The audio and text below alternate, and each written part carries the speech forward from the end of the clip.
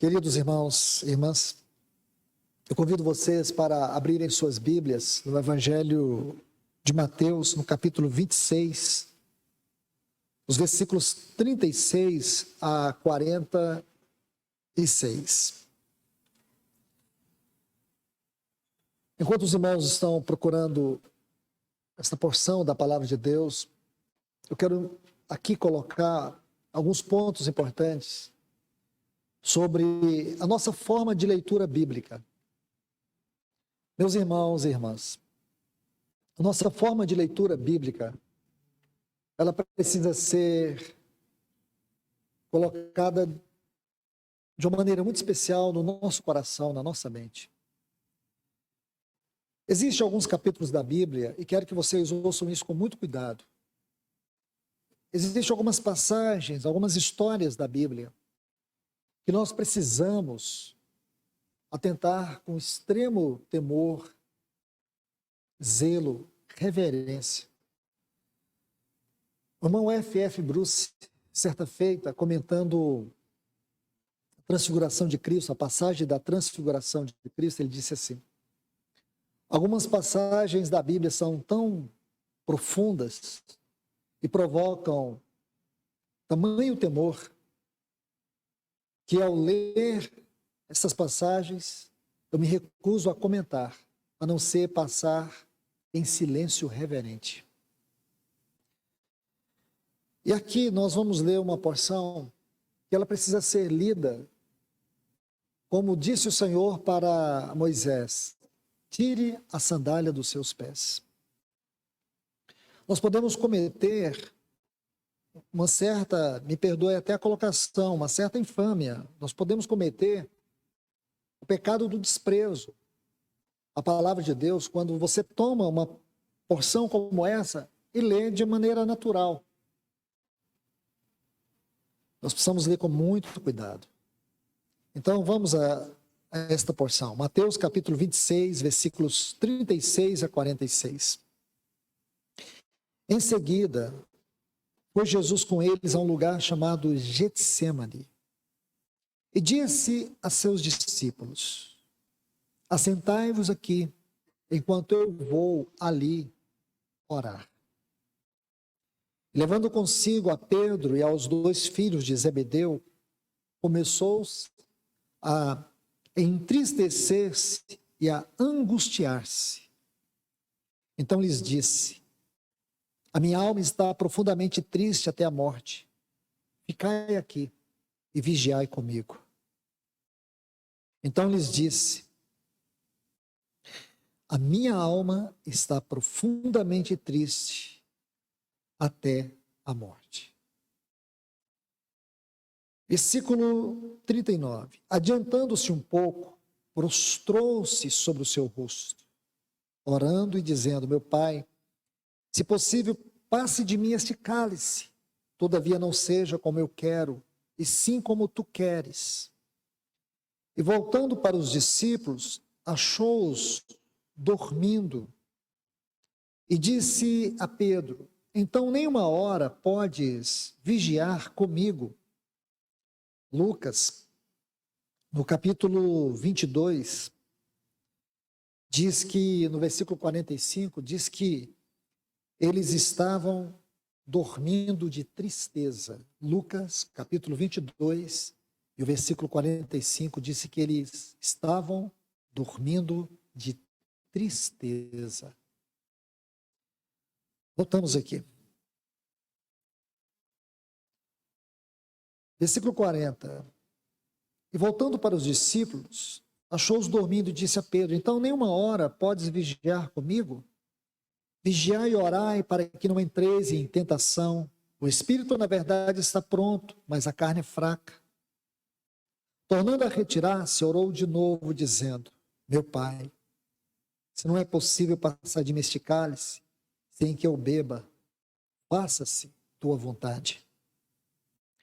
Voltando outra vez, os encontrou dormindo, porque os seus olhos estavam pesados. Aqui que entra o sentido grego, onde traz para nós a ideia que era um pesar de tristeza. Não era o sentido do sono natural. Versículo 44, deixando-os novamente, foi orar pela terceira vez, repetindo as mesmas palavras. Então voltou para os discípulos e lhes disse, ainda dormis e repousais? Eis que é chegada a hora e o Filho do Homem está sendo entregue nas mãos dos pecadores. Levantai-vos, vamos, eis que o traidor se aproxima. Amado Pai, querido Deus, nós te louvamos por nos permitir esta manhã reunir em teu nome. Nós nos alegramos, Senhor, em poder cantar tudo aquilo que o Senhor é para nós. E te pedimos que na tua infinita misericórdia e graça, venha nos abençoar com a tua palavra. Venha despertar dentro de nós, Senhor, o sentimento de gratidão e de adoração por tudo aquilo que nós lemos. Traz para nós, Senhor, em nosso espírito, o verdadeiro significado deste Getsêmani. Nós te pedimos em nome de Jesus, Pai. Nos ajude nesta hora, para que possamos comer da tua carne, beber do teu sangue, tocando aquilo que é realidade para nós, aquilo que é o Getsêmani para nós, aquilo que é o Calvário para nós. Nós te pedimos em nome de Jesus. Meus amados irmãos e irmãs, aqui nós temos um prelúdio daquilo que foi o Calvário, o Getsêmani. Eu creio que todos vocês sabem muito bem que a cronologia desses fatos, primeiro temos que ir para o Evangelho de João, capítulo 13, para que nós entendamos aquela noite do Senhor. Ela começa ali, naquele cenáculo, onde o nosso Senhor Jesus, ele depois tem aquele momento de controvérsia entre eles, quem era o maior. Depois as admoestações práticas do Senhor, e logo o Senhor se retira com Pedro, Tiago e João. Amados irmãos, eu quero compartilhar, à medida que o Senhor for me permitindo, sobre o Getsêmani e o Monte da Transfiguração. O Getsêmani e a Transfiguração se referem a dois fatos que estão intimamente ligados na vida e no ministério do nosso Senhor. Você sabe muito bem, quando completou os 3 anos do ministério do nosso Senhor, ele estava no Monte Hermon. E lá no Monte Hermon, ele experimentou aquele milagre, aquela grande, extraordinária obra da realidade interior da sua divindade sobre a sua vida humana. O que chamamos de transfiguração. Aqui Mateus, no capítulo 17, você vai ver isso. Aonde a sua humanidade é tomada pela sua divindade. Então essas duas visões precisam estar em mente quando nós olharmos para a cruz. O Monte da Transfiguração, a Transfiguração e o Getsêmani, as duas imagens, elas precisam estar em nossa visão na cruz de Cristo. Se você não tem a visão da Transfiguração e não tem a visão do Getsêmani na cruz, você nunca poderá dizer que entendeu a crucificação. Você pode ter entendido a história, você pode ter olhado ali, se comover, pode sentir que é algo realmente profundamente triste, o Criador está ali morrendo, o Salvador está ali dando a sua vida. Você vai viver nisso, mas você não vai poder olhar de maneira mais profunda, de maneira mais elevada, de maneira estritamente bíblica. A única maneira de nós olharmos para a cruz do nosso Senhor Jesus e absorver o que realmente ela significou para o Pai, o que ela significou para o Filho, o que ela significa para nós, só se compreendermos a Transfiguração e o Getsêmani. E se você observar, o cenário da Transfiguração e do Getsêmani, em certos aspectos, até se parecem, Porque na transfiguração, o nosso Senhor leva Pedro, Tiago e João. Na transfiguração, quando a vida do nosso Senhor, a sua vida humana, o seu corpo humano, é tomado daquela glória da sua divindade, do seu ser, da sua deidade, a Bíblia vai dizer que Pedro, Tiago e João, eles estavam tomados de sono, mas eles lutaram para não dormir. Eles não dormiram para poder contemplar as belezas e as glórias da divindade do nosso Senhor Jesus. Ali você vai ver que Elias e Moisés aparecem para falar com o nosso Senhor sobre a sua crucificação.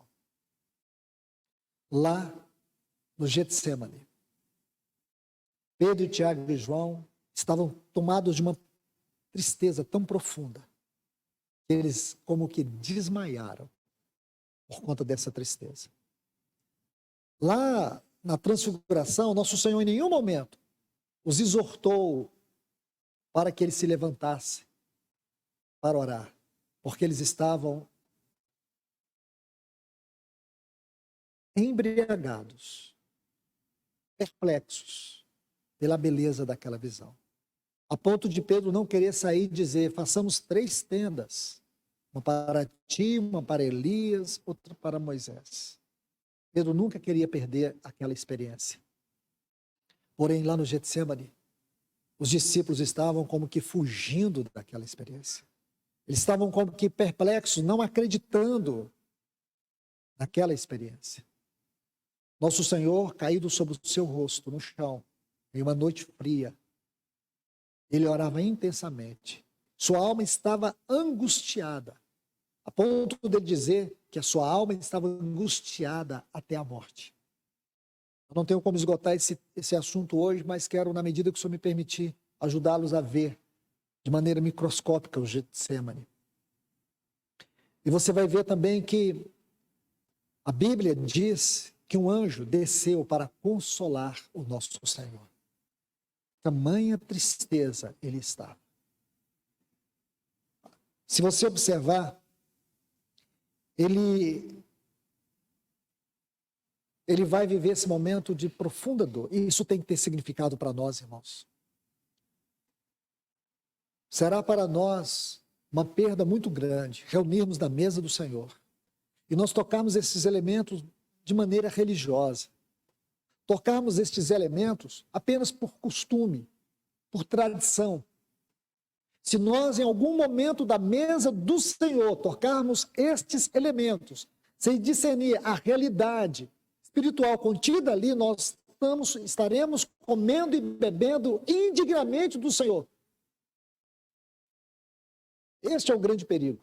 E a grande exortação sobre isso, já estudamos, está no capítulo anterior. No capítulo 10 de 1 Coríntios. Onde aquele povo que padeceu no deserto, eles não entenderam a realidade celestial, espiritual dos caminhos de Deus. Se nós nos perdermos da visão da cruz, e precisamos da visão da transfiguração e da visão do Getsemane para nós entendermos a cruz. Porque, irmãos, o mistério da cruz é um mistério muito grande. É o maior de todos os mistérios que existem. Você veja que os cientistas estão aí há centenas de anos tentando entender o universo. Ultimamente, muitos esforços, bilhões e bilhões e bilhões de dólares estão sendo gastos para que eles estudem outros planetas, as galáxias, o universo, e a sensação de que não chegam a lugar nenhum, porque é um grande mistério. Porém, eu digo para vocês, nada disso se compara com o extraordinário mistério da cruz. Com o extraordinário mistério da cruz.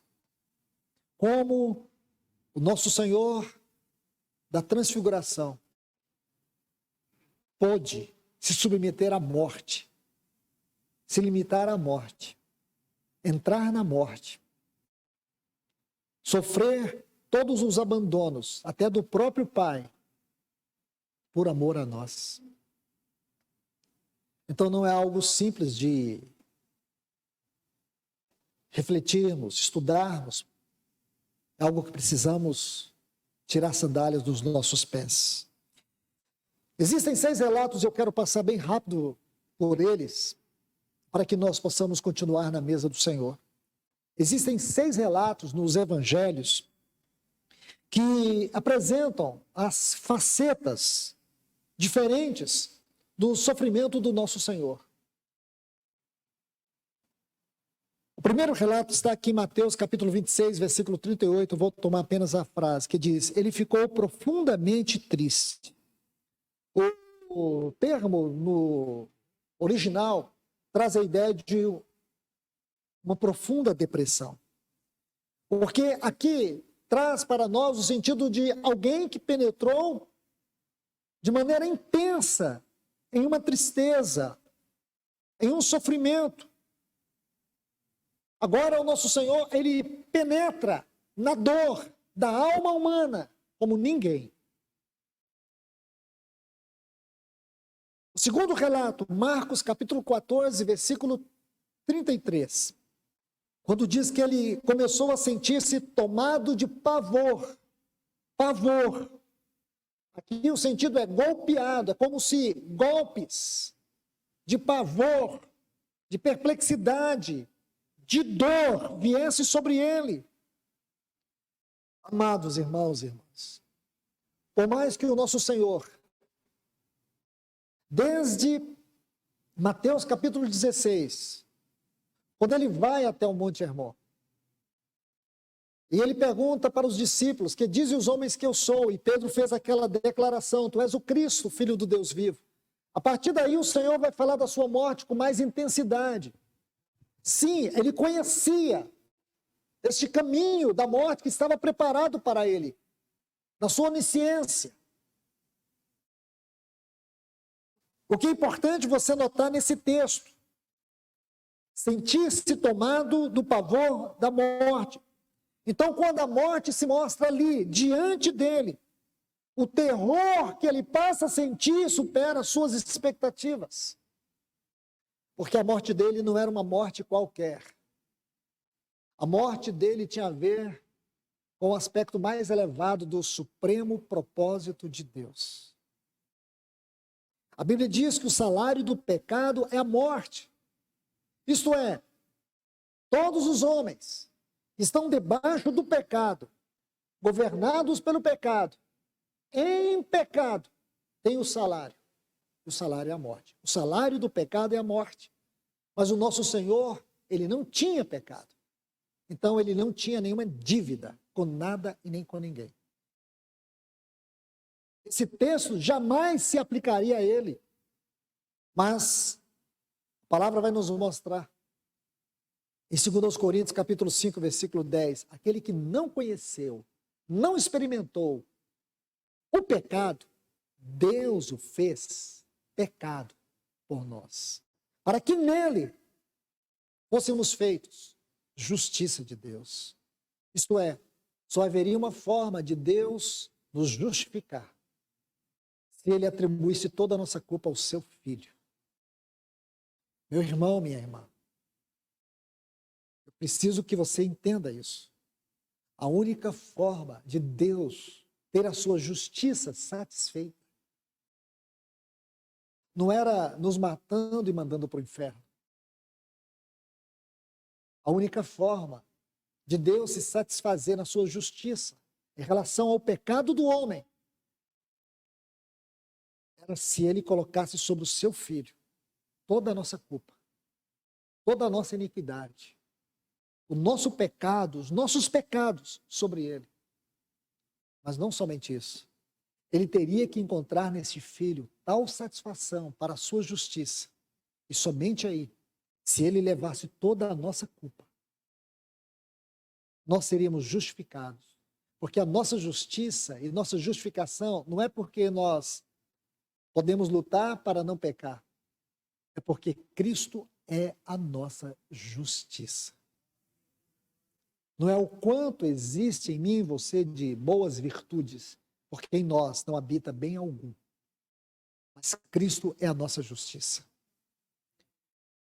E aí você começa a entender quando ele vê a morte à sua frente, então o terror supera todas as expectativas. A sua alma experimentou como que um colapso, algo novo, que ele jamais tinha experimentado. Ele jamais tinha passado por isso. Esse inimaginável pavor assola a sua alma de tal forma que Marcos vai dizer, pavor de morte. Quando ele viu os ingredientes terríveis do cálice que ele iria beber, sua alma foi tomada desta profunda angústia. Vamos lá, terceiro, ainda no versículo 33 de Marcos, capítulo 14, apenas anote, que ele começou a sentir-se tomado de angústia, consternado. A ideia dessa palavra sugere um estado confuso, perturbado. Você pode imaginar isso? Nosso Senhor chegou ao limite da sua humanidade. Aqui nós estamos falando dele na sua humanidade. O que o Getsêmani nos revela? O Getsêmani nos revela que o nosso Senhor Jesus, ele era 100% homem. E o que o Monte da Transfiguração nos revela? Que ele era 100% Deus. Você vê isso? E essas duas visões, elas vão para a cruz em uma só pessoa. 100% homem, 100% Deus.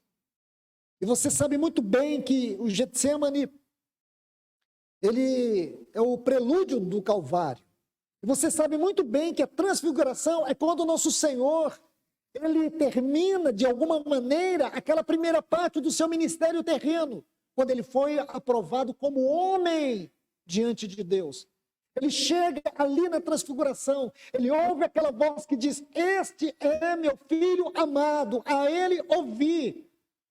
No batismo dele, em Lucas 4, ele ouviu essa voz, este é meu filho amado, no qual me comprazo.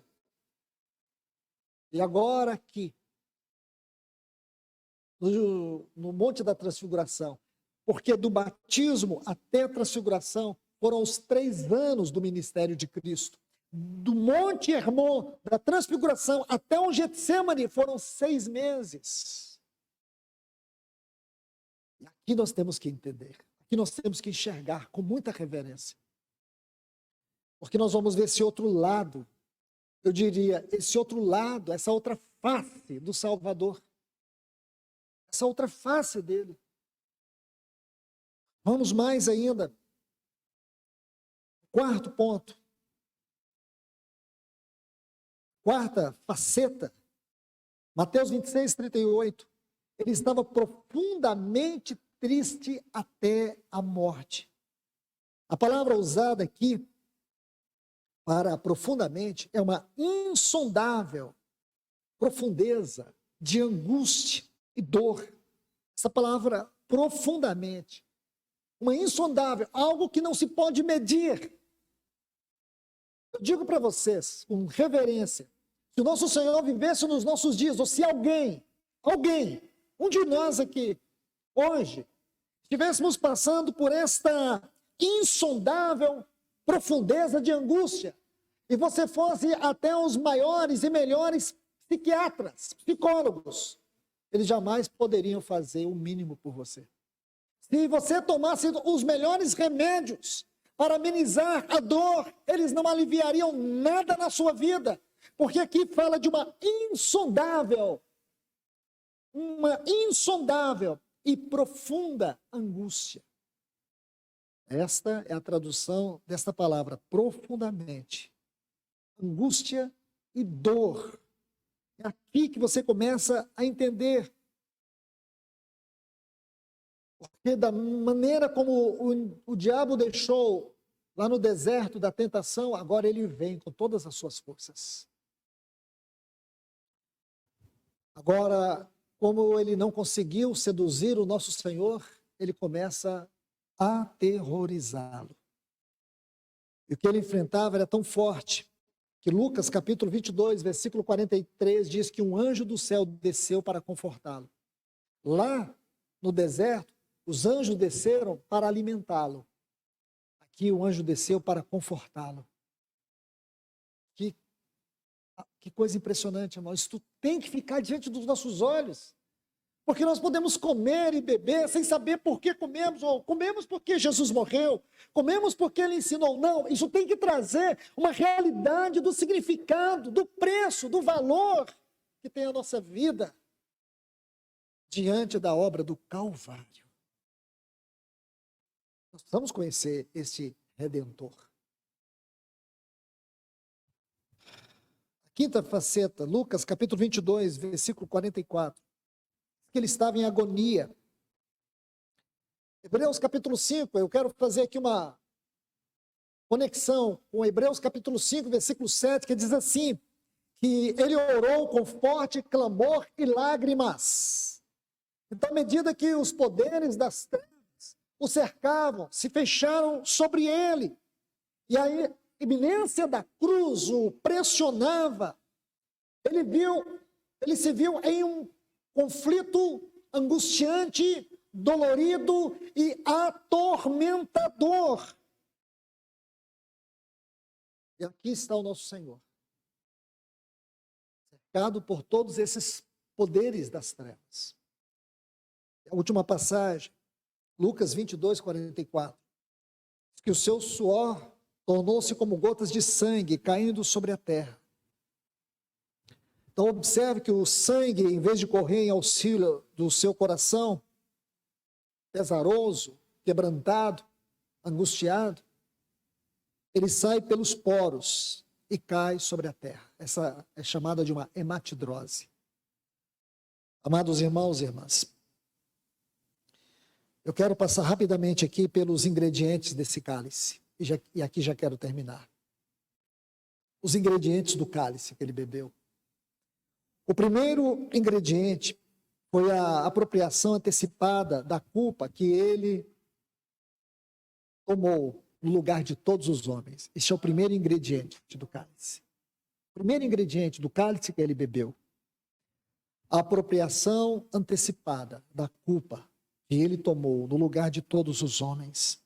Isaías 53 diz assim, o Senhor fez cair sobre ele a iniquidade de todos nós. Toda a sua iniquidade, meu irmão, minha irmã, toda a minha iniquidade, o Senhor fez cair sobre ele. A Bíblia diz que ele não apenas, como está em 2 Coríntios capítulo 5, versículo 21, não versículo 10, versículo 21, permita-me a correção. Deus o fez pecado por nós. E Gálatas capítulo 3, versículo 13, diz que ele foi feito maldição por nós. Ele se fez maldição por nós. Ele se fez pecado por nós. Então, este é o primeiro ingrediente. O segundo ingrediente do cálice que ele bebeu foi a ira sem misericórdia. A ira sem misericórdia. Para que nós pudéssemos receber a misericórdia sem a ira. Ele recebeu a ira sem misericórdia. O Pai virou a sua face. O Pai o abandonou na cruz. Esse é o maior de todos os mistérios da cruz. Porque se você observa como isso foi profundo para ele. Ele recebeu a ira sem misericórdia, para que todos nós pudéssemos beber o cálice da misericórdia sem a ira. O cálice que nós bebemos hoje é o cálice da misericórdia sem a ira. Mas o cálice que ele bebeu foi o cálice da ira sem misericórdia. Irmãos, nós podíamos ir para casa agora e prostrar os nossos rostos no chão. Esse dia seria pouco para agradecê-lo. Para agradecê-lo por tudo que ele fez, por tudo que ele sofreu no meu e no teu lugar.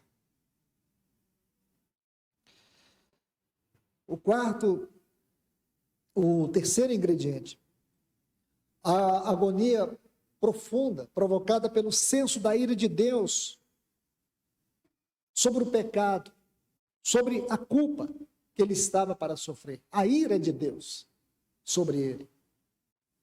O quarto ingrediente, a antecipação antecipação da hora em que o pai desviaria dele a sua face. Talvez esse foi o cálice mais duro, mais amargo que o nosso Senhor teve que beber. Meus irmãos, o nosso Senhor, quando ele veio, diz que aqueles para os quais ele veio não o receberam. Em João capítulo 7, versículo 5, diz que seus próprios irmãos não criam nele e nem o seguiram mais. Em Lucas capítulo 4, versículos 14 até 29, diz que os cidadãos, os seus conterrâneos de Nazaré, queriam matá-lo, rejeitaram, queriam matá-lo. Em João capítulo 1, versículo 11 e 12, diz que ele veio para os que eram seus e os seus não receberam. Em João capítulo 6, versículo 66, diz que muitos discípulos o abandonaram e não o seguiram mais. Judas o traiu. Em Mateus 26, versículo 47, Pedro negou, lá em Lucas capítulo 22. O que significa, irmãos? Ele suportou todos os abandonos. Ele suportou toda forma de abandono, de traição. Ele suportou tudo isso. Em Marcos capítulo 14, versículo 50, diz que todos os discípulos o abandonaram e fugiram. Ele ficou só. Todos. Marcos capítulo 14, versículo 50. Ele suportou tudo isso. A única coisa que ele não suportou foi o pai abandoná-lo. Quando ele diz, Deus meu, por que me abandonastes? Eu já disse isso várias vezes. Essa pequenininha palavra, de 2 letras, mi, é o maior de todos os mistérios. Mi. Ele suportou todos os abandonos. Mas quando o pai o abandonou, porque me abandonastes. Este foi o cálice, ou a parte mais amarga do cálice que ele teve que sofrer. O quinto ingrediente, as profundezas do tormento e a sensação da morte que já estava diante dele. Em Marcos capítulo 14, versículo 36, ele dizia, Pai, se é possível, passa de mim esse cálice sem que eu beba. E deixe-me colocar um outro texto. Ele diz, Pai, passa de mim esse cálice sem que eu beba, porém, seja feita a tua e não a minha vontade. A ideia que se tem aqui é que o nosso Senhor não queria morrer. Isso não é fato. Não é fato. Deixe-me colocar um outro texto que eu citei em parte, que é Hebreus capítulo 5, versículo 7, que diz assim, o qual nos dias da sua carne, oferecendo com um grande clamor e lágrimas, orações e súplicas, olha essa frase, ao que podia livrar da morte, foi ouvido, enquanto ao que temia. Escute, ele temia. Nosso Senhor temia a morte. Ele passou todos os sofrimentos, dor, angústia, porque a morte é tudo isso, irmãos. A Bíblia diz que ele é o inimigo, o último inimigo. A morte para o nosso Senhor teve um significado muito mais profundo, porque quem estava naquela cruz era o autor da vida, e aquele no qual toda a vida emanou, aquele no qual tudo que existe passou a existir. E sem ele, nada do que foi feito se fez. Aquele que estava na cruz era o onipotente, o onisciente. Aquele que estava naquela cruz. Tudo foi criado por ele e para ele. Esta é a identidade do nosso Salvador. Então, meus irmãos e irmãs, ele não estava orando para o Pai livrá-lo da morte. Ele esvaziou de tal maneira que ele disse, seja feita a tua vontade, não a minha. Nem mesmo a sua vontade ele colocou. Ele se esvaziou completamente. Agora aqui em Hebreus, o que os grandes estudiosos dizem é que quando ele ora para que o Pai o livrasse da morte, era que o Pai o livrasse da morte lá no Getsêmani e não no Calvário. Porque ele sente uma dor tão profunda. Ele tem aquele esvaziamento provocado pela perplexidade, pela dor, pela angústia. Todo o peso que o esmagou ali. Ele poderia morrer sem ir ao Calvário. E todos vocês sabem, como já lhes disse, até sugeri que vocês lessem o livro de Frederic Zugibe, sobre a crucificação de Cristo, um livro que ele gastou 40 anos para escrever. A crucificação foi a forma mais cruel inventada pelos romanos para condenar uma pessoa. Grande parte dos condenados morriam antes da crucificação. O nosso Senhor orou para que o Pai o livrasse da morte, ali no Getsemane, para que ele não subisse ao Calvário, já morto, mas que ali ele pudesse enfrentar todos os horrores da morte. Como João descreve, tendo amado os seus, os amou até o fim. Ele orou para que o Pai o livrasse da morte nesse sentido. E não que o Pai o livrasse da cruz, da culpa, da condenação que era nossa. O nosso Salvador, ele entrou na morte, ele destruiu a morte.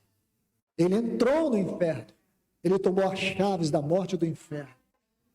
Ele ressuscitou, ele é o nosso Senhor, ele é o nosso sumo sacerdote, e ele está presente entre nós. E ele merece toda a honra, toda a glória dessa congregação nesta manhã.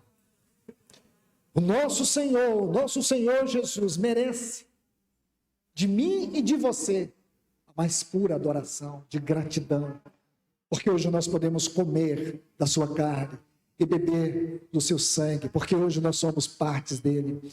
Ele pagou o alto preço, ele não ficou devendo nada a ninguém, então ele merece nesta manhã toda a nossa adoração, todo o nosso louvor, todas as glórias que nós pudermos dar nesta manhã, pertence só a ele. Então nós vamos comer deste pão, vamos beber deste cálice, não com tristeza, porque ele levou as nossas tristezas, não com angústia, porque ele levou todas as nossas angústias. Nós podemos comer hoje, se temos que chorar, é o choro da alegria, porque ele já chorou as nossas angústias, ele já chorou as nossas culpas. Bendito é o nosso Senhor. Hoje o nosso coração é como o coração daquele escrito que está em Apocalipse capítulo 5. Digno é o Cordeiro. O Cordeiro é digno de todo louvor, digno de toda adoração. Digno é o Senhor Jesus. Te adoramos, Senhor. Te bendizemos, Senhor. Que teu Espírito nos ajude a dar-te a adoração que lhe é devida. Não há nada que seja mais especial, como não há ninguém que seja mais especial do que o Senhor para nós nesta mesa. Nesta manhã, nós temos somente, Senhor, palavras de gratidão, de adoração, aplausos de louvor, porque o Senhor foi até aquele Getsemane. O Senhor tomou a nossa culpa, as nossas perplexidades, as nossas angústias, a nossa dor, as nossas iniquidades, os nossos pecados. O Senhor tomou o nosso lugar de condenados.